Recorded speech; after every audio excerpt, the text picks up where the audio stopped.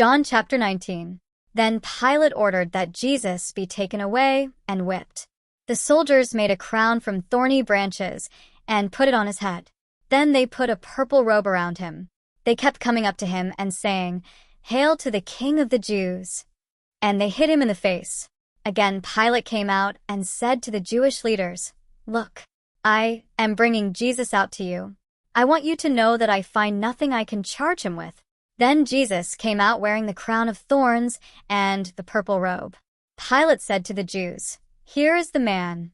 When the leading priests and the Jewish guards saw Jesus, they shouted, "Kill him on a cross! Kill him on a cross!"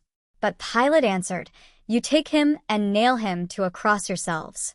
I find nothing I can charge him with." The Jewish leaders answered, "We have a law that says he must die, because he said he is the Son of God."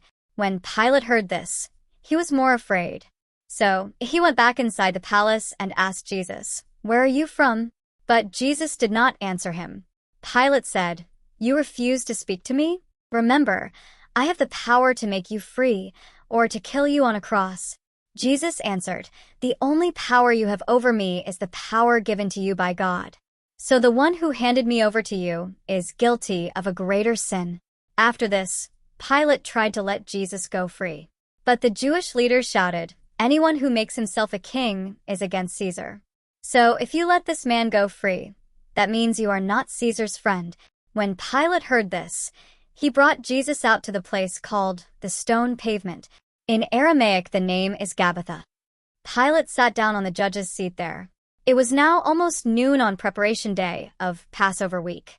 Pilate said to the Jews, "Here is your king." They shouted, "Take him away! Take him away! Kill him on a cross!" Pilate asked them, "Do you want me to kill your king on a cross?" The leading priests answered, "The only king we have is Caesar." So Pilate handed Jesus over to them to be killed on a cross.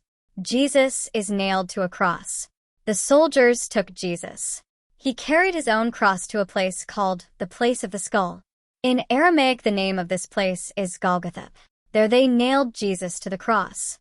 They also nailed 2 other men to crosses. They put them on each side of Jesus with him in the middle. Pilate told them to write a sign and put it on the cross. The sign said, "Jesus of Nazareth, the King of the Jews." The sign was written in Aramaic, in Latin, and in Greek. Many of the Jews read this sign because the place where Jesus was nailed to the cross was near the city. The leading Jewish priests said to Pilate, "Don't write, 'The King of the Jews,' but write, 'This man said, I am the King of the Jews.'" Pilate answered, "I will not change what I have written." After the soldiers nailed Jesus to the cross, they took his clothes and divided them into 4 parts. Each soldier got 1 part. They also took his tunic. It was all one piece of cloth woven from top to bottom. So the soldiers said to each other, "We should not tear this into parts. Let's throw lots to see who will get it." This happened to make clear the full meaning of what the scriptures say. "They divided my clothes among them, and they threw lots for what I was wearing." So the soldiers did this.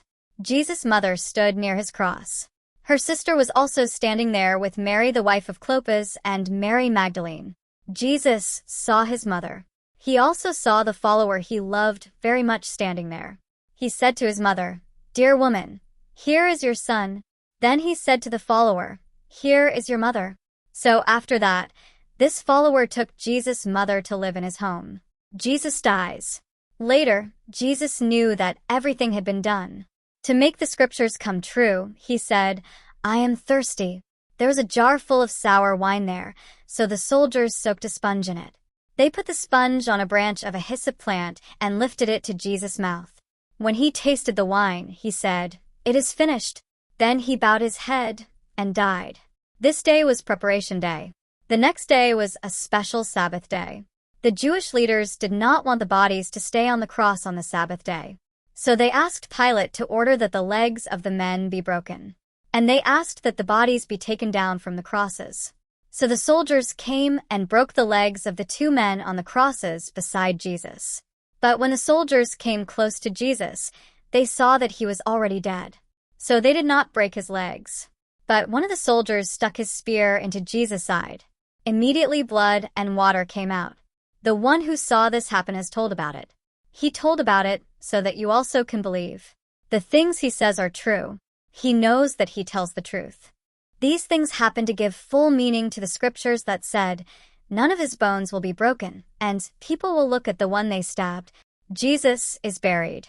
Later, a man named Joseph from Arimathea asked Pilate for the body of Jesus. Joseph was a follower of Jesus, but he did not tell anyone because he was afraid of the Jewish leaders. Pilate said Joseph could take Jesus' body, so he came and took it away. Nicodemus went with Joseph. He was the man who had come to Jesus before and talked to him at night. He brought about 100 pounds of spices, a mixture of myrrh and aloes. These two men took Jesus' body and wrapped it in pieces of linen cloth with the spices. This is how the Jews bury people. In the place where Jesus was killed on the cross, there was a garden. In the garden there was a new tomb. No one had ever been buried there before. The men put Jesus in that tomb because it was near, and the Jews were preparing to start their Sabbath day.